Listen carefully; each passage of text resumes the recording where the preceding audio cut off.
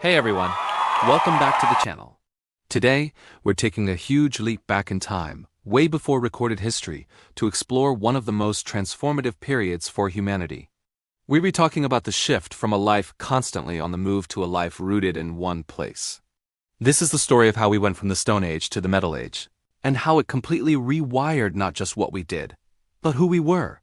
Imagine waking up every single day with one primary goal: find enough food to survive until tomorrow. That was the reality for our Stone Age ancestors. They were nomadic hunter-gatherers, living a life dictated by the seasons and the migration of animals. Their world was vast, but their home was wherever they laid their heads that night. A cave, a temporary shelter made of branches and animal hides, these were their five-star accommodations. Life was a constant dance with nature. You'd follow the herds of mammoths or deer. You'd know which berries were safe to eat and when they were ripe. Your toolkit was simple but effective. Sharpened stones for cutting, flint for making fire, and spears for hunting. Every member of the small, tight-knit clan had a role. Some hunted, others gathered plants and cared for the young. Survival was a team sport, and your community was your lifeline. But this lifestyle came with a profound sense of uncertainty. You couldn't plan for next week, let alone next year. A failed hunt, a sudden change in weather, or an injury could be catastrophic. Your entire existence was reactive. You reacted to hunger, you reacted to danger, you reacted to the changing environment. There was no pantry to raid, no savings account to dip into. The present moment was everything, because it was all you could truly count on. This constant state of flux shaped their minds. They were incredibly resourceful, adaptable, and deeply connected to the natural world. They had to be. Their senses were finely tuned to the rustle of leaves that might signal prey, or the subtle shift in the wind that might mean a coming storm. Their knowledge wasn't written in books. It was etched into their memories, passed down through stories and songs around the campfire. It was a life of incredible freedom, but also relentless pressure. Then, something changed. It didn't happen overnight, but slowly like a sunrise. In different parts of the world, people began to experiment. They noticed that seeds dropped on the ground would sprout into plants. They learned to tame wild animals, not just for a single meal, but for a continuous supply of milk, wool, and labor. This was the dawn of agriculture and domestication, the Neolithic Revolution. And with it, everything shifted. Why chase the food when you can make it grow right outside your door? People began to settle down. They built more permanent homes from mud, wood, and stone. Villages started to form, then towns, and eventually the first cities. Life was no longer about constant movement. It was about putting down roots. This new, settled lifestyle brought a different kind of challenge and a different kind of reward. Instead of the immediate uncertainty of the daily hunt, you now faced the long-term uncertainty of the harvest. Will there be enough rain? Will pests destroy the crops? The focus shifted from reacting to the present to planning for the future. You had to think ahead. You needed to save seeds for the next planting season. You had to build granaries to store surplus food for the winter or for times of drought. This concept of surplus was revolutionary. For the first time, humanity had more than just enough to get by. This extra food freed people up to do other things besides farming. And this is where the Metal Age really kicks into gear. With a stable food supply and settled communities, some people could specialize. They became potters, weavers, priests, and crucially metalworkers. The discovery of how to extract and shape metals like copper, then bronze and later iron was like unlocking a cheat code for civilization. Metal tools were a game changer. A metal plow could till the land far more effectively than a wooden one, leading to even bigger harvests. Metal weapons were stronger and more durable than stone ones, changing the face of conflict and defense. Metal wasn't just a new material, it was a new source of power. It allowed for the creation of complex tools, intricate art, and formidable weapons. This settled agricultural life also fundamentally rewired the human psyche. The daily reactive mindset of the hunter-gatherer gave way to a proactive, forward-thinking mentality. Life became a series of long-term projects: clearing land, planting crops, raising livestock, and building for the generations to come. This led to new social structures. With surplus came wealth, and with wealth came inequality. Some families or groups accumulated more land and resources than others. Leaders emerged to manage the surplus, organize large-scale projects like irrigation canals, and defend the community. The simple, egalitarian structure of the nomadic clan was replaced by more complex, hierarchical societies. Think about the mental shift. Instead of knowing every person in your small band, you were now living among hundreds, even thousands of people. You weren't just a hunter or a gatherer. You were a farmer, a blacksmith, a soldier. Your identity became tied to your profession and your place within this larger, more structured community. The concept of ownership also became central. In a nomadic world, you owned what you could carry. In a settled world, you could own land, a house, livestock, and stored grain. This created a need for rules, laws, and ways to resolve disputes. It was the birth of governance and social order as we know it. So, when we look back at this incredible transition, we see two fundamentally different ways of being human. The Stone Age nomadic life was one of intimate connection with nature, of living entirely in the present, driven by immediate needs. It was a life of physical freedom but constant uncertainty. The settled life of the Metal Age, born from agriculture, was one of planning, foresight, and building for the future. It gave us stability, surplus, and the foundations for complex civilization. But it also introduced new anxieties about the harvest, social hierarchy, and the defense of property. Neither way of life was inherently better or worse, they were simply different adaptations to different circumstances. The journey from reacting to anticipating, from a life on the move to a life that stayed, is the story of how we became the architects of our own world. It's a profound shift that echoes through our lives even today, in the way we plan for our future, build our communities, and dream of what's to come. Ever wondered what it would feel like to travel back in time? Not just to see the sights, but to actually live and work like our ancestors? Today, we're doing just that. We're pitting the Stone Age against the Metal Age in the ultimate tool showdown. It's not just about which tool is better, we all know the answer to that. It's about understanding the monumental leap in human history that happened when we first forged metal. This is stone hands versus metal power. First up, let's meet our contenders. In the Stone Age corner, we have this beautiful, hand-knapped flint axe. It took hours, maybe even days of patient, skillful work to create this. You have to find the right stone, then carefully chip away at it to get that sharp edge. It's a work of art, really. It feels heavy, solid, and connected to the earth. And in the Metal Age corner, a bronze axe. It's sleeker, more uniform, and has a wicked sharp edge. Forged in fire, cast in a mold, this isn't just a tool. It's a symbol of a technological revolution. Our first challenge: chopping wood.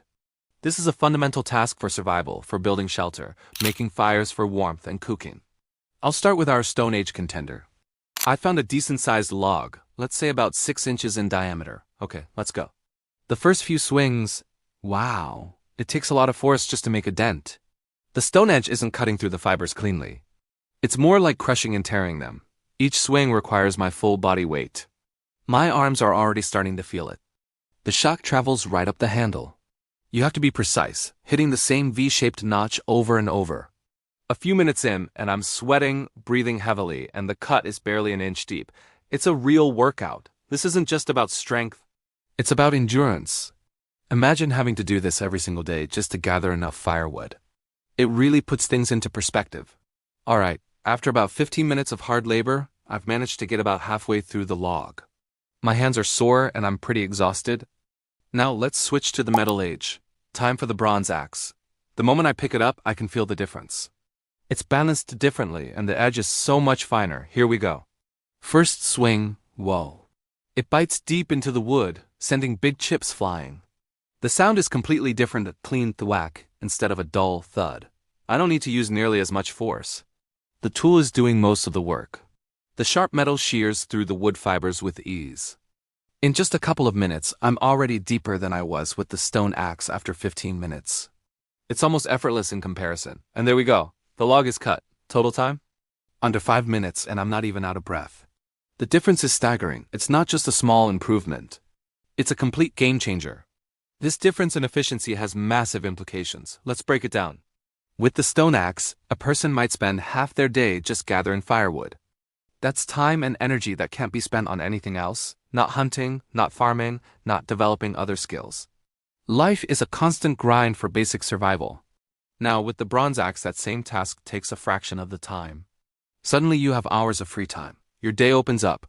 This is the birth of surplus time and surplus energy. What do you do with that extra time? You can clear more land for farming, build better houses, or focus on craftsmanship. This is how societies start to grow and become more complex. You can support a larger population because a single person can now produce so much more. Productivity skyrockets. Let's move on to our next challenge.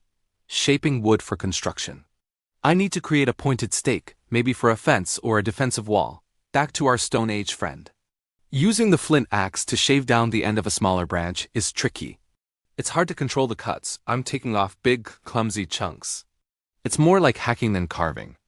To get a fine point, I'd probably need to switch to a smaller flint knife and spend a lot of time scraping and abrading the wood. It's a slow, meticulous process that requires a whole toolkit of different stone implements. After a good 10 minutes of work, I have something that resembles a stake, but it's rough and uneven. It would do the job, but it's not pretty. Now let's try with a metal tool. I'm using a small bronze adze, a tool designed for shaping wood. The control is incredible. I can shave off thin, precise slivers of wood. I can easily control the angle and depth of the cut. It feels like peeling a giant vegetable. The sharp edge glides over the surface, and in no time at all, I have a perfectly smooth, sharp point. The whole process took maybe 2 minutes. The quality of the work is leagues ahead. This is how you build sturdy homes with well-fitting joints, or craft detailed furniture, or build ships capable of sailing long distances. The precision of metal tools allowed for a level of craftsmanship that was simply impossible before. It wasn't just about doing things faster. It was about doing them better, with more complexity and refinement. Think about the psychological impact of this. Imagine you're a Stone Age craftsman. You pour hours of effort into making a single tool or a simple object. Your progress is slow. The results are functional, but often crude. There's a constant struggle against the material. Now, picture yourself as an early metalworker. You see a raw material ore, and through the magic of fire, you transform it into a liquid, then pour it into a shape of your own design. You create a tool that gives you power over your environment like never before. You can shape the world around you with unprecedented speed and precision. That must have felt like wielding magic. It would foster a sense of mastery, of control, and of boundless possibility. It changes your mindset from one of daily survival to one of long-term planning and ambition. The world is no longer just a thing to endure. It's a thing to be shaped, to be built upon. This shift affects everything. Farming becomes more efficient with metal plows that can turn over tougher soil. This leads to food surpluses, which allows some people to stop farming altogether and specialize in other trades, becoming potters, weavers, priests, or soldiers. This division of labor is the bedrock of civilization. Warfare also changes dramatically. A bronze sword or spearhead is far deadlier than a stone-tipped one. The societies that mastered metallurgy had a huge military advantage over their neighbors. This often led to conquest, the growth of empires, and a whole new scale of social organization. The quest for metal resources like copper and tin also drove long-distance trade networks, connecting distant cultures and spreading ideas and technologies across continents. The Metal Age didn't just give us better tools. It rewired human society itself. So, as we stand here looking at these two logs, one hacked and battered by stone, the other sliced cleanly by metal, we're not just looking at a simple comparison of tools. We're looking at a turning point in the human story. The stone axe represents a deep, ancient connection to the earth, a testament to human ingenuity and perseverance in a tough world. It speaks of a time when life was dictated by the slow, grinding rhythms of nature. The bronze axe represents a leap into a new reality. It symbolizes the power of human intellect to transform the very elements, to bend the world to our will, and to accelerate the pace of our own development. It's the spark that ignited the flame of civilization as we know it. From these humble metal tools came everything that followed: empires, cities, literature, and the complex technological world we live in today. It all started here, with the simple revolutionary act of swapping stone for metal. What an incredible journey back in time. It really makes you appreciate the tools we take for granted every day. Every time you use a simple metal knife or screwdriver, you're holding a piece of that ancient revolution in your hand. Imagine you're in the Stone Age. What's for dinner? Well, it's whatever you can find right now. Berries, nuts, maybe a lucky hunt. You're a hunter-gatherer, and life is a daily food challenge. You eat what you get, and tomorrow? Well, tomorrow's another day, another hunt. There's no fridge, no pantry, just the great outdoors.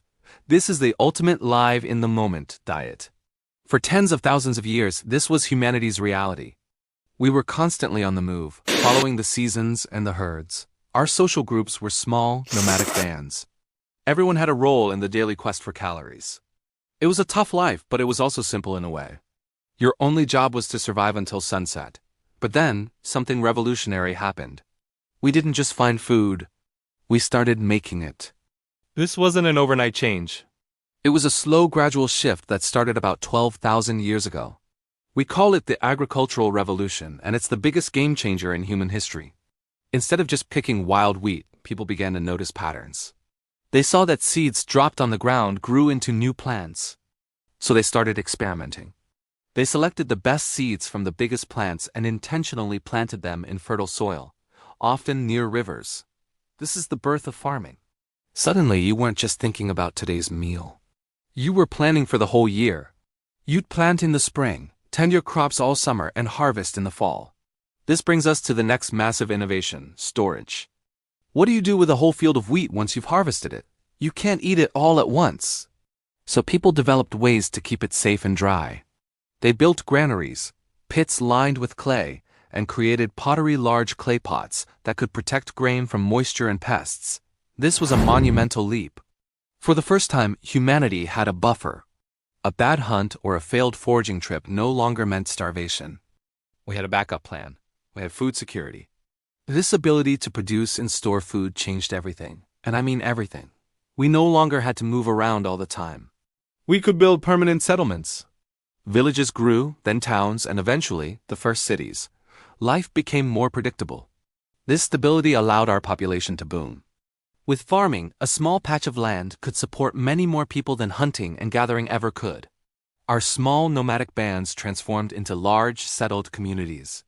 Now let's fast forward a bit to the Metal Age, which includes the Bronze Age and the Iron Age. What does metal have to do with food? Everything. Think about farming with stone tools. It's hard work. You're using sharpened rocks and wooden sticks to break the ground. But now introduce a bronze or iron plow. Suddenly, you can turn over much more soil, much more efficiently. Metal axes could clear forests for new fields faster than ever before. Metal sickles made harvesting quicker and easier. The impact was enormous. More efficient farming meant more food. A lot more food. This is where we get the concept of surplus. A surplus is when you produce more food than your immediate community needs to survive. And this surplus is arguably the foundation of modern civilization. With a food surplus, not everyone had to be a farmer anymore. This is a crucial point. For the first time in history, people could specialize in other jobs. If your village has enough stored grain to feed everyone, you don't need to spend your days in the field. You could become a potter, making better storage jars. You could become a weaver, making clothes. Or you could become a metallurgist, a specialist who knew the secrets of turning rock into metal. This created new professions and new social classes. The surplus also needed to be managed. Who decides how the extra food is distributed? Who keeps track of it? This led to the rise of leaders and administrators. People who organized the storage and distribution of grain became powerful. They might have started as simple village elders, but over time this role evolved into chieftains, priests, and kings. To manage the surplus, they needed to keep records. How much grain did each family contribute? How much is in the granary? This need for record-keeping was a major driver for the invention of writing. The first written texts weren't epic poems. They were accounting ledgers, lists of grain, and beer. So the food surplus created social hierarchy. You had the farmers at the bottom, who did the hard labor. Then you had the artisans and craftsmen. And at the top, you had the rulers and priests who controlled the resources. This also led to conflict. A village with a huge overflowing granary was a tempting target for neighboring groups who were less fortunate. So communities started building walls and fortifications. The food surplus also funded the first armies. You could pay soldiers with food, and their job was to protect the community's wealth, its stored grain. Let's put it all together. In the Stone Age, life was a day-to-day struggle for survival. Everyone was a food producer in some way. Society was largely egalitarian because there was nothing to hoard. You shared what you had because tomorrow, you might be the one who needed help. Fast forward to the Metal Age, and the picture is completely different. Thanks to agriculture and storage, we have a food surplus. This surplus allows for job specialization, the rise of cities, and the creation of complex social structures with leaders and followers, rich and poor. It fuels innovation, but it also fuels conflict. The journey from gathering today, meal to planning for tomorrow as harvest, is the story of how we became who we are. It's a transition from a life of immediate survival to a life of long-term strategy. It's the difference between a small band of equals and a sprawling kingdom with a king, an army, and a tax collector. All of this sparked by a simple but profound idea. Instead of just finding our next meal, we could create it. It was the ultimate food challenge, and by solving it, humanity unlocked the door to civilization itself. So next time you open your pantry, packed with food that can last for weeks or months, take a moment to appreciate it. You're living the dream of our earliest ancestors, a dream of security and abundance that they painstakingly built, one seed, one clay pot, and one metal plow at a time. It's a legacy written not just in history books, but in every single meal we eat. Have you ever wondered what it would be like to live in the Stone Age? Imagine this. You wake up with the sun. What's on your to-do list? Hunt for breakfast, find clean water, maybe sharpen a flint axe, and keep an eye out for saber-toothed cats. Everyone in your small group is a jack of all trades. You have to be... Your survival, and the survival of your family, depends on your ability to do a little bit of everything. You're a hunter, a gatherer, a toolmaker, a builder, and a defender, all rolled into one. This was the reality for our ancestors for hundreds of thousands of years. Life was a daily skill challenge where everyone had to be a generalist. The person who could track a deer was likely the same person who knew which berries were safe to eat and how to start a fire with just 2 sticks. There wasn't much room for specialization. If you spent all your time just perfecting your spear throwing, you might starve because you didn't learn how to find edible roots. It was a world of everyone survives by being adaptable and versatile. The most valuable skill was simply survival itself, a masterclass in resourcefulness. Knowledge was shared, but everyone needed the same basic toolkit of abilities to see the next sunrise. Now let's fast forward. Something incredible happens. A new discovery that would change the course of human history forever: metal. We enter the Bronze Age, and then the Iron Age. Suddenly the old rules don't apply anymore. Why? Because working with metal isn't something just anyone can do. You can't just pick it up in an afternoon. It requires specific knowledge, immense skill, and a lot of time. You need to know where to find the ore, how to build a furnace hot enough to melt it, how to cast it into molds, and how to hammer it into shape. This isn't a part-time gig you do between hunting trips. This is a full-time profession. And just like that, this specialist is born. For the first time, someone could say, "I'm not going hunting today. I'm a blacksmith. My job is to make the tools and weapons for everyone else." This was a revolutionary concept. It meant that society had to be stable and prosperous enough to support individuals who didn't directly produce their own food. The hunter could now trade a portion of his catch for a stronger, more durable bronze spearhead from the smith. The farmer could trade grain for a metal sickle that made harvesting faster and more efficient. A system of trade and interdependence began to flourish. This shift from generalist to specialist had a ripple effect that created the world we know today. The rise of craftsmen wasn't just about making better tools. It was about creating new social structures. The blacksmith, the potter, the weaver, the jeweler, these weren't just jobs. They became identities. If you were the best blacksmith in the region, people knew your name. Your work gave you status and a unique place in the community. Your skills were valuable, sought after, and often passed down through generations, creating family legacies built on a specific craft. Think about the cultural impact. In the Stone Age, your identity was tied to your family or tribe. In the Metal Ages, your identity started to become tied to your profession. You weren't just one of the tribe. You were the village's best swordmaker or the artisan who crafts beautiful bronze jewelry for the chieftain. This specialization created a new layer of social identity. People began to take immense pride in their work. The quality of a smith's sword wasn't just a reflection of his skill. It was a reflection of his honor and his contribution to the community's strength and prosperity. This new professional identity also fueled innovation. When you spend all day, every day, focused on one thing, you get really, really good at it. You start to experiment. The blacksmith might try a new alloy to make a stronger metal. The potter might develop a new glazing technique to make her pots more beautiful and waterproof. This dedication to a single craft is what drove technological advancement at a pace never seen before. The Stone Age was defined by slow, incremental changes over millennia. The Metal Ages were a whirlwind of constant improvement and invention.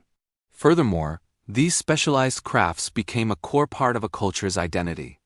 We can look at the intricate metalwork of the Celts, the powerful bronze sculptures of the Greeks, or the sharp, efficient iron weapons of the Romans, and instantly recognize them.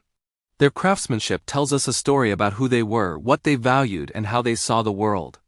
Art and utility merged. A beautifully decorated shield was both a piece of life-saving equipment and a symbol of its owner's status and the culture's artistic prowess. The specialists didn't just make things, they made culture. So, when we compare these two eras, we see a fundamental shift in the human experience. The Stone Age was about communal survival through shared generalized skills. It was a world where cooperation was key, and everyone pulled their weight in similar ways. It's a testament to human resilience and adaptability. But the Metal Age sparked a revolution of a different kind. It was about individual excellence and the power of specialization. It created social hierarchies, complex economies, and a rapid acceleration of technology. It's the story of how everyone survives evolved into specialists' rise, paving the way for the complex, interconnected world of professions we live in today. From the flint knapper to the software engineer, the journey from generalist to specialist is really the story of civilization itself. Imagine you're a Stone Age hunter-gatherer. Your life is a constant journey, following the seasons and the herds. You're completely free, no boss, no rent, no schedule. Your world is as vast as the horizon, and your home is wherever you lay your head. The food you eat is earned with your own hands, through skill, cunning, and a deep connection to the natural world. This is the ultimate freedom, a life of adventure and instinct.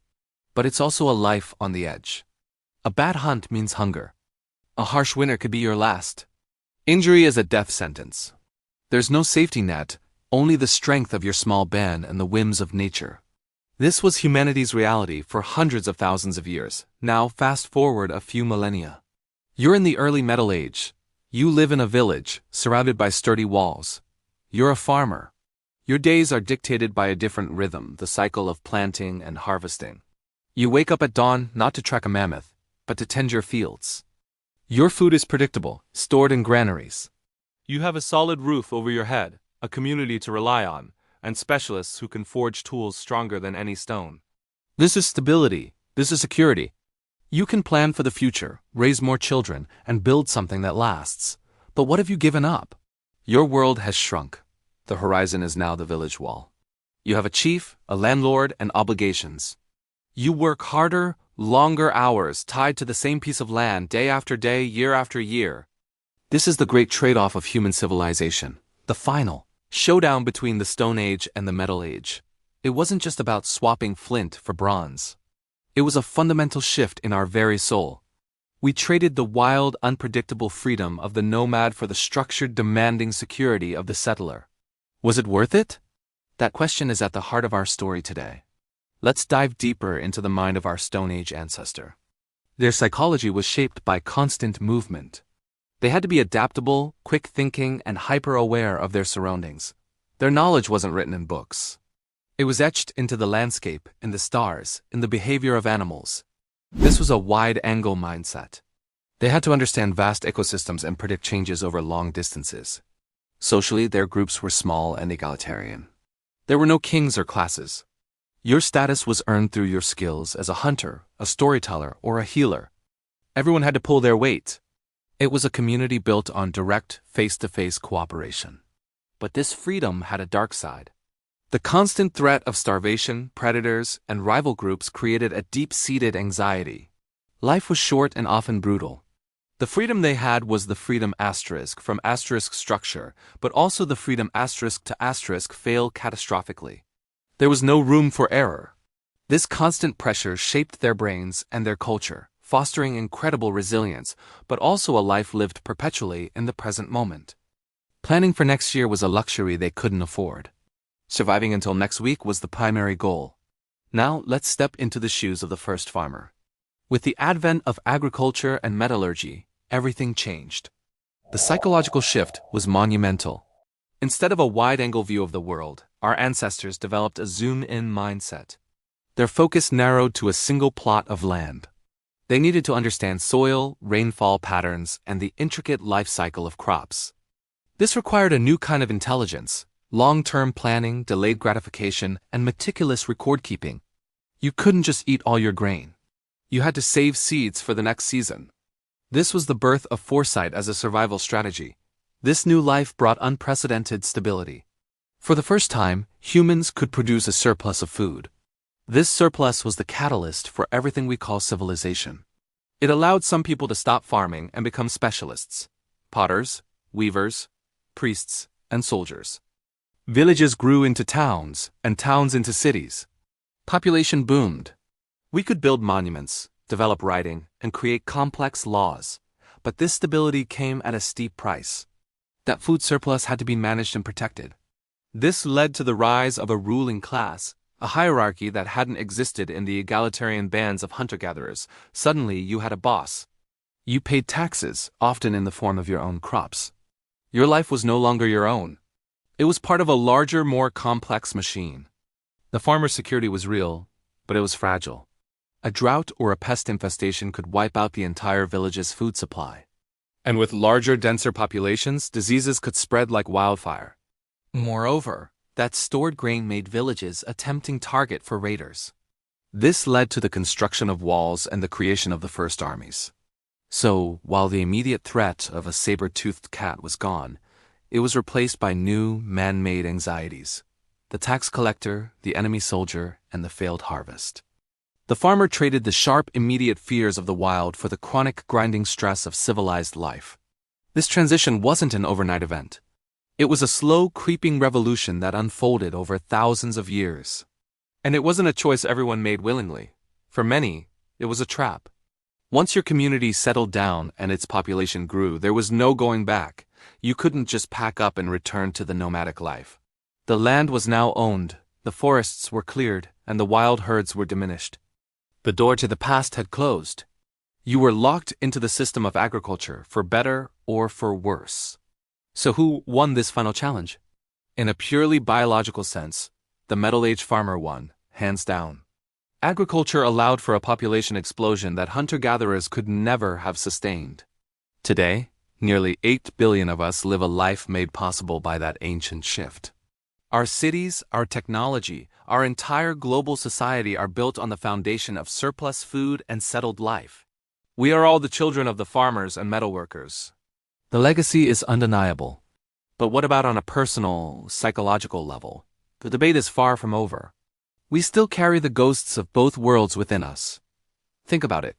Why do we feel a deep sense of peace when we walk in a forest or stare at a vast ocean? That's the echo of our hunter-gatherer past, a longing for that lost connection to the wild. Why do we crave a home base, a place of safety and comfort to return to? That's the legacy of the first farmer, the instinct for stability and security. Our modern lives are a constant negotiation between these two ancient urges. We work our structured 9-to-5 jobs, the ultimate farmer's routine, but we live for the weekends and vacations, those small pockets of hunter-gatherer freedom. We build secure homes with fences and alarm systems, but we binge-watch shows about adventure and exploration in untamed lands. We are a species torn between the open road and the safety of the hearth. This fundamental tension is the source of so much of our modern angst. We have the stability our ancestors dreamed of, but we often feel trapped, disconnected, and stressed. We've built a world of incredible complexity, but we yearn for simplicity. We conquered nature, but in doing so, we walled ourselves off from it, and perhaps from a part of ourselves. The story of the Stone Age versus the Metal Age isn't just ancient history. It's the story of us. It's the ongoing struggle within every human heart between the call of the wild and the need for a roof over our heads. There was no single winner in that ancient challenge. We gained security, but we lost a certain kind of freedom. We built empires, but we lost the horizon. And as we navigate the complexities of the 21st century, perhaps, the biggest challenge of all is learning how to honor both sides of our heritage, to build a stable future without forgetting the wild spirit that made us human in the first place. Thank you so much for watching. If this journey through our deep past sparked your curiosity, hit that like button and subscribe for more explorations into what makes us who we are. See you next time.